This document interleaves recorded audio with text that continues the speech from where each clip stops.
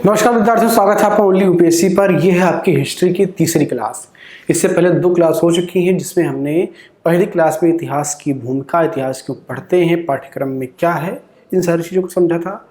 दूसरी क्लास जो थी उसमें हमने पाषाण काल को पढ़ना प्रारंभ कर लिया था, उससे संबंधित बातों पर चर्चा की थी।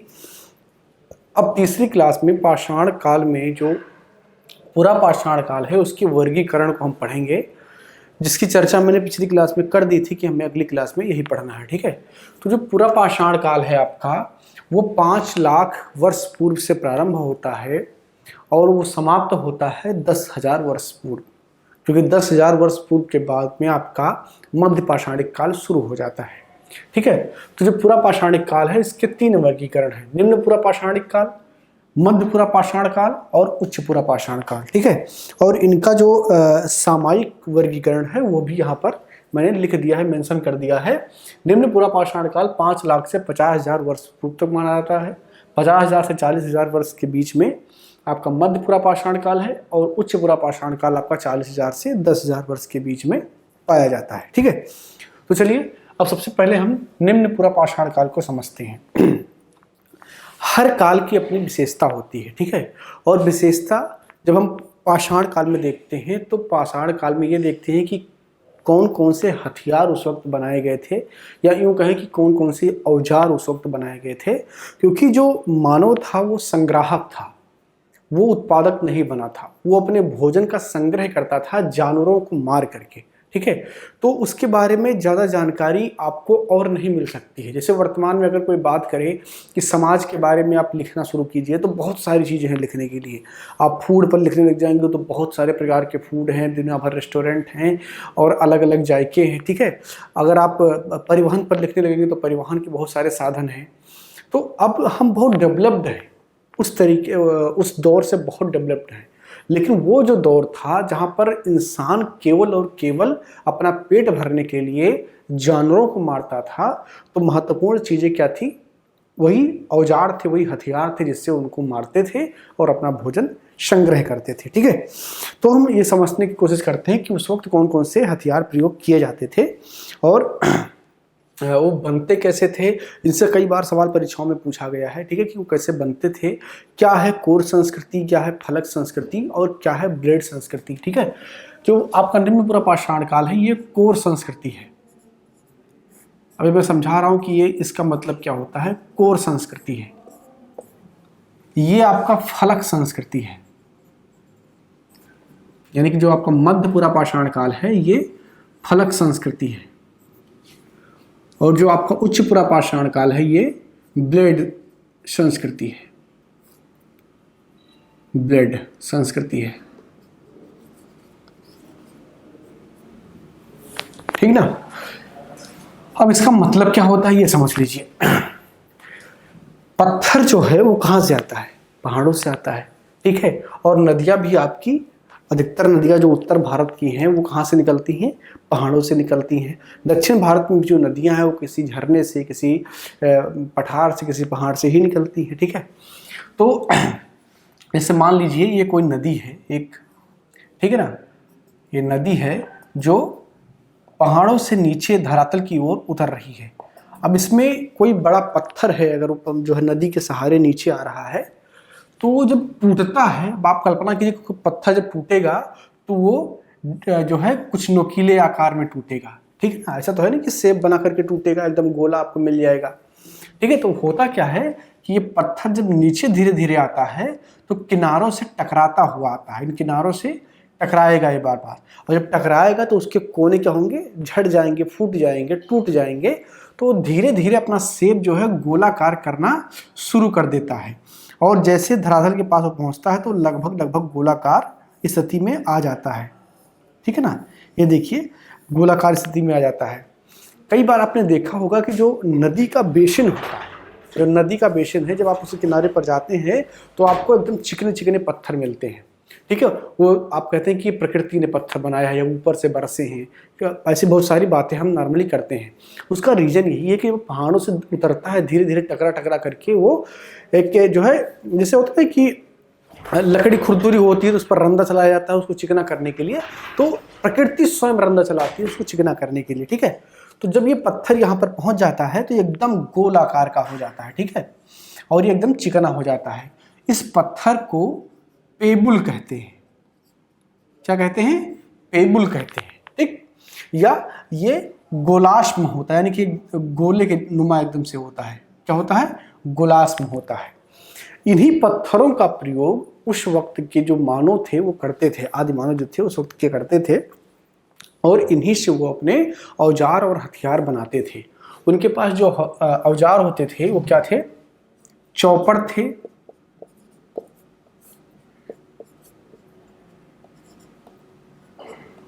चौपंग था, और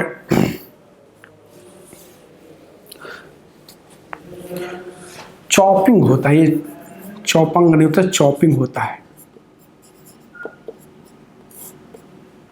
बिदारणी या हस्तकुठार। हस्तकुठार मुख्यतः जो है साउथ इंडिया में पाए गए हैं। हस्तकुठार मुख्यतः साउथ इंडिया में पाए गए हैं। ये जो है उत्तर भारत की संस्कृतियों में नहीं पाए जाते हैं। जम्मू कश्मीर ही उत्तर भारत का एकमात्र ऐसा स्थान है जहाँ से हस्तकुठार पाए गए हैं।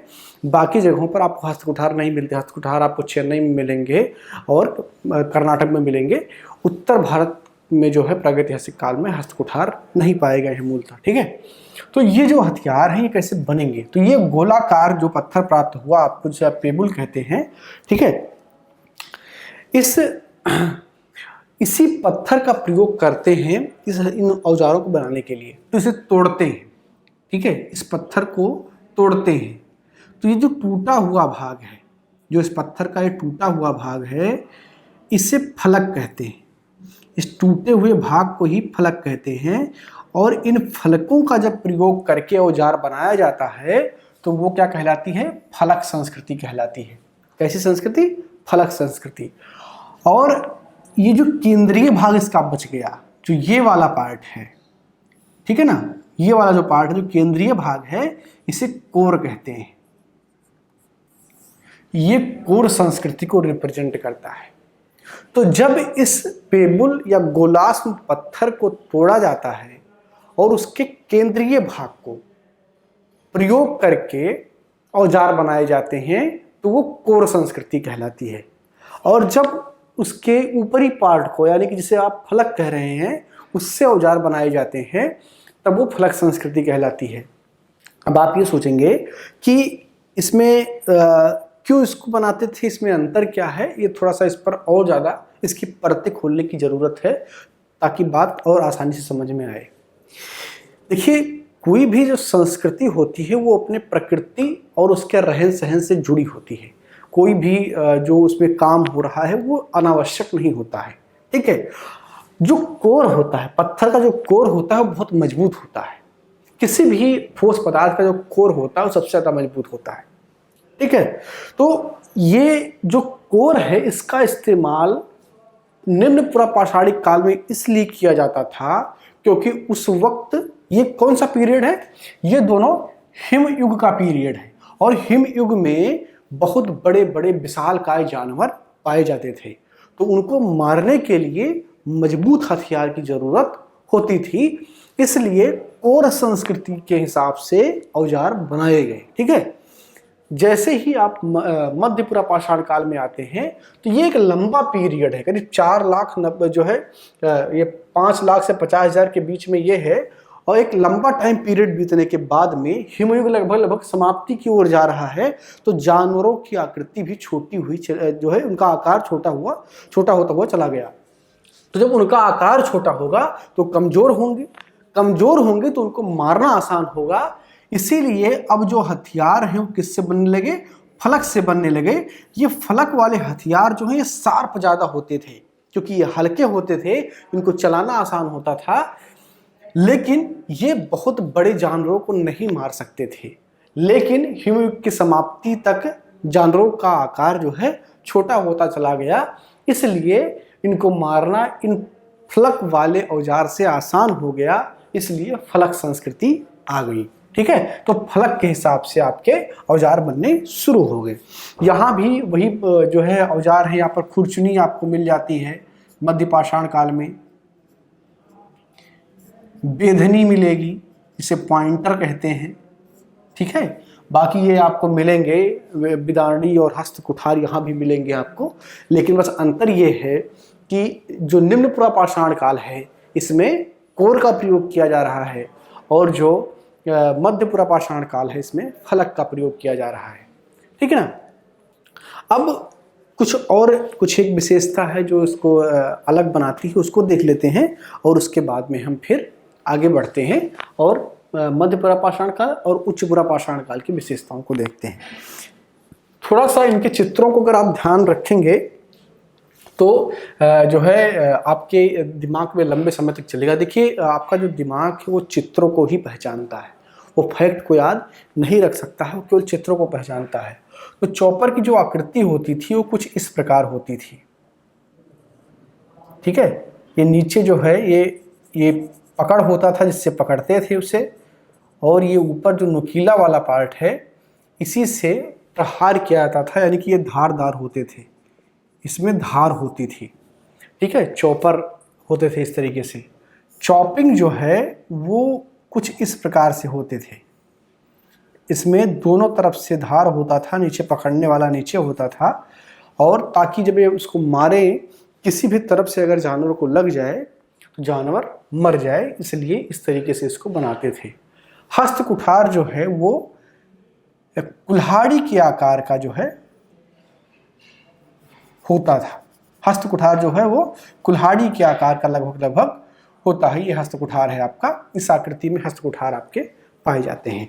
तो ये है आपका हस्त कुठार, ठीक।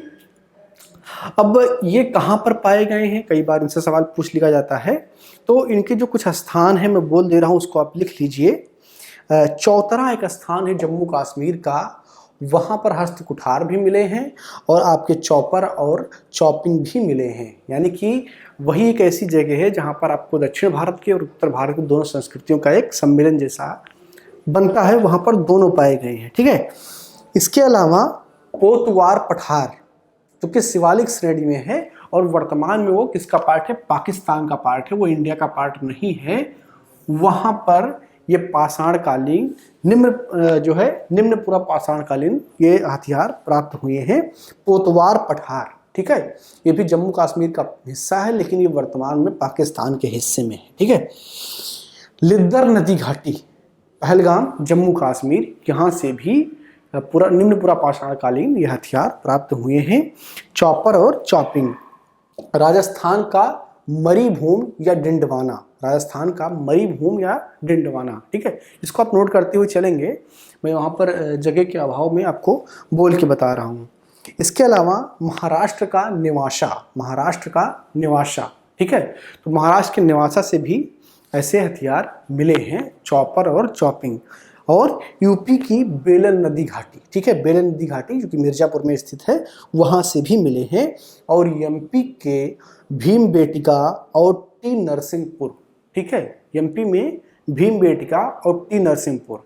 तो इस तरीके से आप देख रहे हैं कि जम्मू कश्मीर से मिल रहा है, राजस्थान से मिल रहा है, महाराष्ट्र से मिल रहा है, यूपी से मिल रहा है और एमपी से मिल रहा है।